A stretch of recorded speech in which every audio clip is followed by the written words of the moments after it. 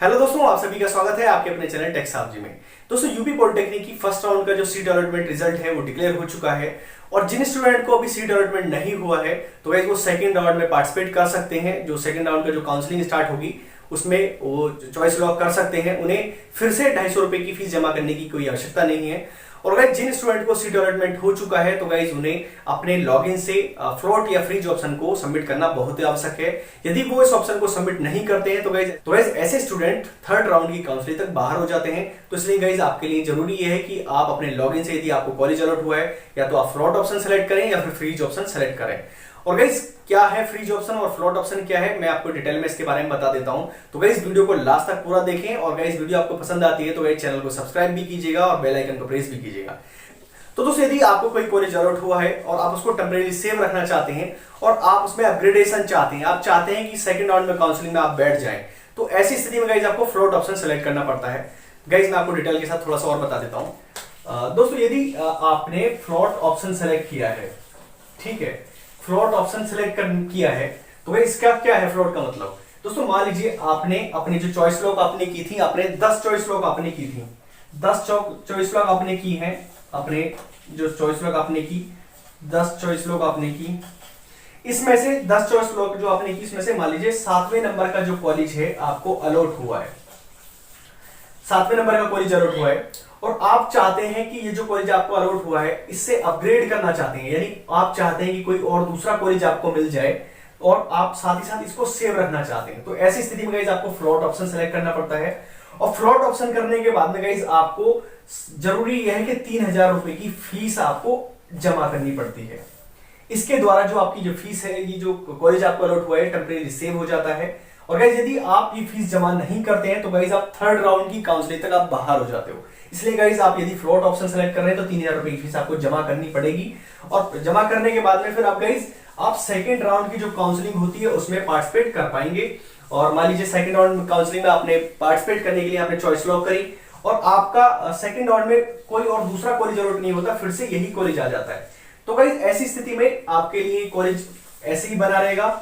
और यदि कोई सेकंड राउंड में जो आपने चॉइस लॉक करी और आपको कोई दूसरा कॉलेज अलॉट हो गया, मान लीजिए 4 नंबर का कॉलेज अलॉट हो गया, 4 नंबर पे जो आपने फिल करा था वो अलॉट हो गया, तो ऑटोमेटिकली गाइस जो आपकी जो पहले जो 7वें नंबर पे जो अलॉट हुआ था वो उस पर से दावा आपका हट जाएगा और जो ये कॉलेज आपको अलॉट हुआ ये माना जाएगा।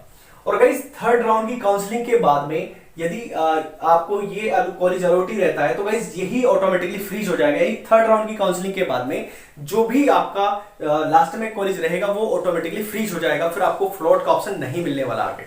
इसलिए थर्ड राउंड की काउंसलिंग के बाद आपका जो फ्लोट का ऑप्शन है वो बंद होता है।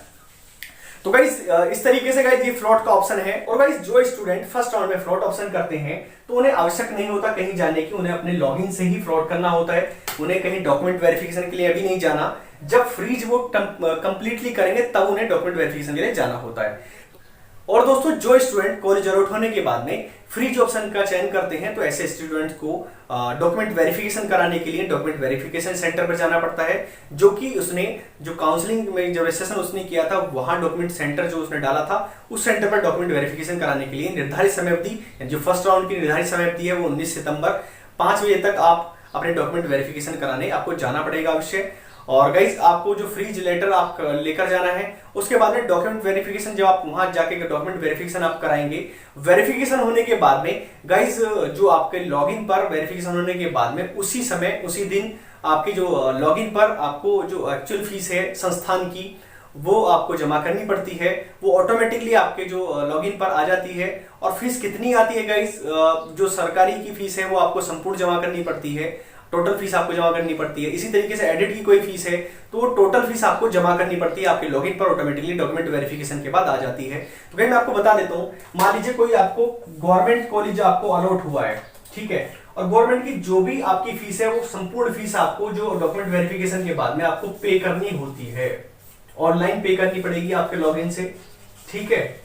इसी तरीके से एडिट कॉलेज की भी जो फीस है वो भी आपको संपूर्ण फीस आपको पे करनी है। और गाइस सिर्फ मात्र यदि आपको प्राइवेट कॉलेज अलॉट हुआ है और आपको डॉक्यूमेंट वेरिफिकेशन के बाद में प्राइवेट संस्थान यदि आपको अलॉट हुआ है और डॉक्यूमेंट वेरिफिकेशन के बाद में आपको उसको सिर्फ मात्र 3000 रुपए जमा करनी पड़ती है ऑनलाइन। उसके बाद में बाकी जो फीस है गाइस उसको संस्थान में जमा करनी पड़ती है। उस इंस्टीट्यूट में जाकर उसको वो फीस, बाकी फीस जमा करनी पड़ती है। ठीक है, तो गाइज ये चीज क्लियर हुई डॉक्यूमेंट वेरिफिकेशन वाली। और गाइज मैं आपको एक बात और बताना चाहता हूं कि जो स्टूडेंट फ्रीज ऑप्शन सेलेक्ट करते हैं, तो गाइज फ्रीज ऑप्शन सेलेक्ट करने के बाद में वो डॉक्यूमेंट वेरिफिकेशन नहीं कराते हैं, तो गाइज ऐसी स्थिति में गाइज स्टूडेंट थर्ड राउंड की काउंसलिंग तक बाहर हो जाता है। तो गाइज इसलिए आपके लिए जरूरी है आप डॉक्यूमेंट वेरिफिकेशन कराने जाएं, और डॉक्यूमेंट वेरिफिकेशन के बाद में आप अपनी जो निर्धारित फीस है, एडमिशन फीस है, आप उसे समय अवधि में जमा करें, अन्यथा आपका जो एडमिशन है वो कैंसिल हो सकता है, आप थर्ड राउंड की काउंसलिंग तक आप बाहर हो सकते हैं। तो दोस्तों ये फ्रीज या फ्लोट ऑप्शन को अच्छे से ध्यान से डिसीजन लेकर आप इस फ्रीज या फ्लोट ऑप्शन को सेलेक्ट करें। और चलिए गाइज मैं आपको डेमो के साथ में आपको बता देता हूं कैसे आप अपने लॉगिन से फ्लोट या फ्रीज ऑप्शन सेलेक्ट करेंगे। दोस्तों ये यूपी पॉलिटेक्निक की ऑफिशियल वेबसाइट है। आपको नीचे स्क्रॉल करके जब आप आएंगे तो आपको यहां seat allotment result of counselling 2021 for round 1 आपको यहां पर क्लिक करना है। क्लिक करने के बाद में गाइज आपको अपने रोल नंबर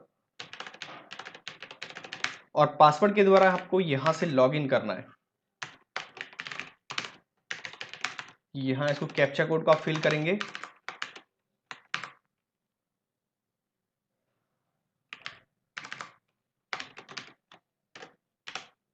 उसके बाद नीचे आकर गाइज आप इसको साइन इन करेंगे। लॉग इन करने के बाद में कुछ इस तरीके से आपका डैशबोर्ड ओपन हो जाएगा और आपको यहाँ सीट अलॉटमेंट रिजल्ट पर आपको क्लिक करना है। क्लिक करने के बाद में यहाँ आपको सीट अलॉटमेंट रिजल्ट पर आना है। सीट अलॉटमेंट रिजल्ट पर आने के बाद आपको दिख रहा है कि आपका जी जो भी कॉलेज अलॉट हुआ है आपको यहाँ दिख रहा है। उसके बाद में गाइज आपको सबमिट विलिंगनेस पर क्लिक करना है नीचे आने के बाद में। उसके बाद में गाइज आपको यहाँ willingness for participation in further round of seat allocation, सब फर्स्ट ऊपर ऑप्शन आ रहा है इस फ्लोटिंग, या तो फ्लोटिंग करें, यानी फ्लोटिंग के बारे में मैंने आपको सारी डिटेल आपको बता दी कि फ्लोट क्या है। और फ्रीजिंग का मतलब ये है कि आप जो फ्रीज करना चाहते हैं जो भी आपको अलॉट हुआ है, और फ्रीज करने के बाद में आपको डॉक्यूमेंट वेरिफिकेशन कराने के लिए जाना पड़ेगा। तो गाइज मैं आपको, यदि आप फ्लोट करेंगे तो फ्लोट करने के बाद आपको 3,000 रुपये का पेमेंट आपको जमा करना पड़ेगा, सीट एक्सेप्टेंस फीस। और फ्रीजिंग आपको मैं करके दिखा रहा हूँ, तो फ्रीजिंग पर आप क्लिक करेंगे। यदि आप फ्रीज करना चाहते हो तो पहले अच्छे तरीके से आप देख लो, आप फ्रीज करना चाहते हो या फ्लोट करना चाहते हो, तो आपको यहाँ कुछ इस तरीके से आपको पहले, फिर आपका पासवर्ड डालने के बाद ये सक्सेसफुली सबमिट होगी आपकी चॉइस। मैं आपको दिखा देता हूँ। उसके बाद सबमिट विलिंगनेस पर आपको क्लिक करना है। इस पर क्लिक करने के बाद do you want to submit एक बार और आपसे एक बार पूछा जाएगा, वेरीफाई कराया जाएगा। उसके बाद में ये कुछ इस तरीके से आपकी जो चॉइस है वो सबमिट हो चुकी है। ठीक है, उसके बाद आप डाउनलोड सीट एक्सेप्ट लेटर आप निकाल सकते हैं अपना। यहाँ से आप डाउनलोड प्रोविजनल अलॉटमेंट लेटर आप यहाँ से निकालेंगे। इस अलॉटमेंट लेटर को आप अपने, इसको अलॉटमेंट लेटर को आप प्रिंट निकाल लेंगे। उसके बाद आप काउंसलिंग के लिए यानी डॉक्यूमेंट वेरिफिकेशन के लिए निर्धारित समय अवधि में आप जाएंगे।